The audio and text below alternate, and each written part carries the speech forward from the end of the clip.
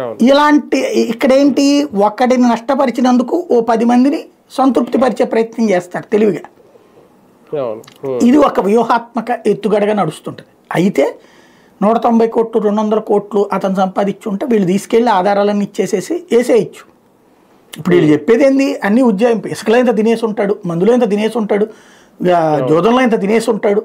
మనం దానికి అదే గనక యువతల వాళ్ళకి చెప్పామనుకో, యువతల వాళ్ళ గురించి ఆ మాట అన్నాం అనుకో, మళ్ళీ అమ్ముడు పోతారు. ఇక్కడ బేసిక్ ఒక్కటి ఖాయం, అతని ఇప్పుడు ఆర్థిక మూలాలు తీయాలి అంటే కుదరదు. ఎందుకంటే అతనికి ఏదన్నా కనుక పరిశ్రమ వ్యాపారం అక్కడ ఉంటే కొడతారు వీళ్ళు గ్యారంటీ.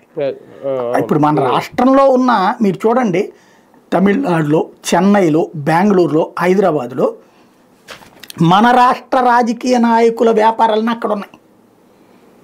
అవసరమైతే ఇతర రాష్ట్రాలు ఇంకా ఇతర దేశాల్లో కూడా ఉన్నాయి.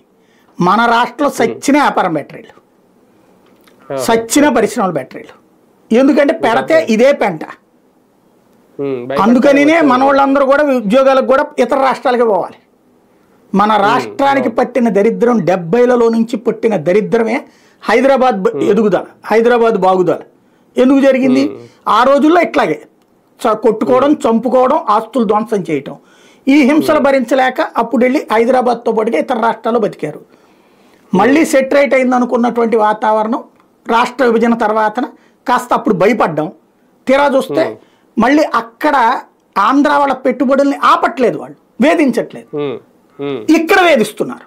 జోక్ ఏంటంటే ఆంధ్ర వాళ్ళని తెలంగాణలో వేధిస్తారని చెప్పి నమ్మబలికినటువంటి మన నాయకులు వీళ్ళందరూ ఆస్తులు అక్కడే ఉన్నాయి. అదే సందర్భంలో మన రాష్ట్రంలోనేమో ఒకళ్ళనొకళ్ళు వేధించుకుంటున్నారు, ఒకళ్ళనొకళ్ళు హింసించుకుంటున్నారు.